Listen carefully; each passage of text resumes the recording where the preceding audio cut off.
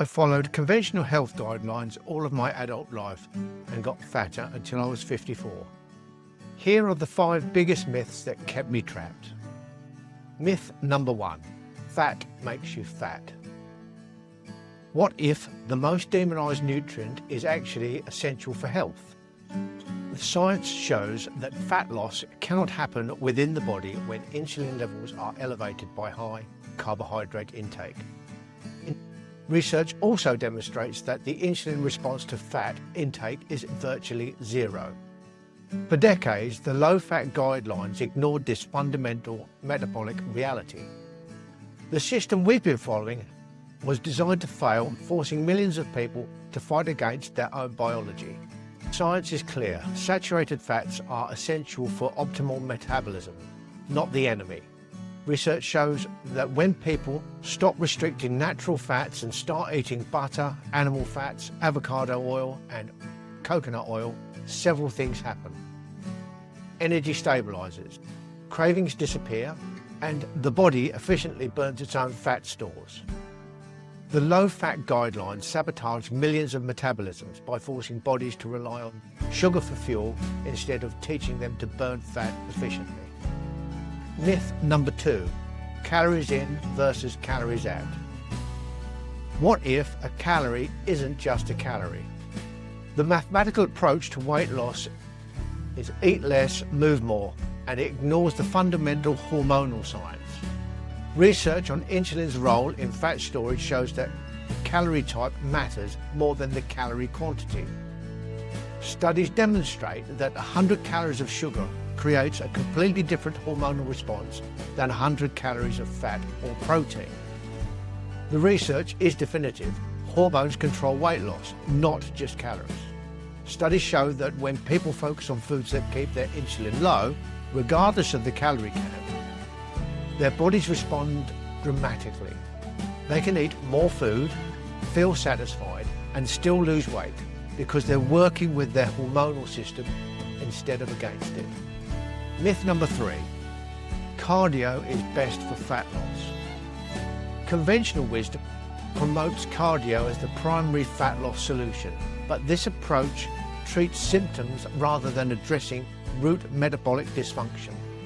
Studies show that while cardio burns calories during the session, it doesn't address the body's ability to handle glucose effectively or creating lasting metabolic improvements. These same studies demonstrate that people can do hours of cardio yet still experience energy crashes and struggle with body composition because they're not addressing the underlying metabolic problem. What is revealed is that skeletal muscle is by far the biggest user of glucose in the blood, and more muscle tissues create more glucose disposal capacity. Every pound of muscle built increases the body's capacity to handle carbohydrates without spiking insulin. While cardio burns calories temporarily, muscle building creates a permanent metabolic advantage. Myth number 4, eat small, frequent meals. Why doesn't grazing all day satisfy hunger? The recommendation to eat small, frequent meals assumes that this approach optimizes metabolism. But the critical factor isn't meal frequency, it's what you're eating frequently. The frequent consumption of refined carbohydrates and processed foods leads to constant insulin elevation, a condition called hyperinsulinemia. This chronic insulin elevation drives insulin resistance, promotes fat storage, and creates a metabolic environment where the body cannot access stored fat for fuel. What is shown is that regardless of meal frequency, prioritizing foods that create stable blood sugar and controlled insulin responses, less refined carbohydrates, more protein, healthy fats, and fiber, is crucial for metabolic health. Myth number 5, age means inevitable. What if aging is just decades of bad choices catching up? The assumption that physical and cognitive decline is inevitable with aging ignores the research on metabolic health and longevity. What we attribute to normal aging is often decades of metabolic dysfunction accumulating over time. But this isn't biological destiny. Scientific evidence reveals that proper nutrition and systematic training can reverse many age-related changes, with some individuals achieving better physical markers in their 50s and 60s than they had in their 30s.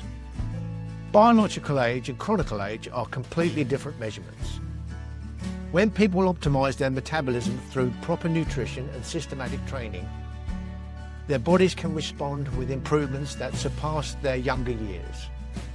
So there you have it, the 5 biggest myths that kept me trapped for decades. Drop a comment below and tell me, which of these myths hit you the hardest? And what health myths have you been following that I didn't cover? I read every comment because I'm still learning. If this opened your eyes to questioning conventional wisdom, hit subscribe. Let's build a community of people who choose evidence over guidelines and proof over promises.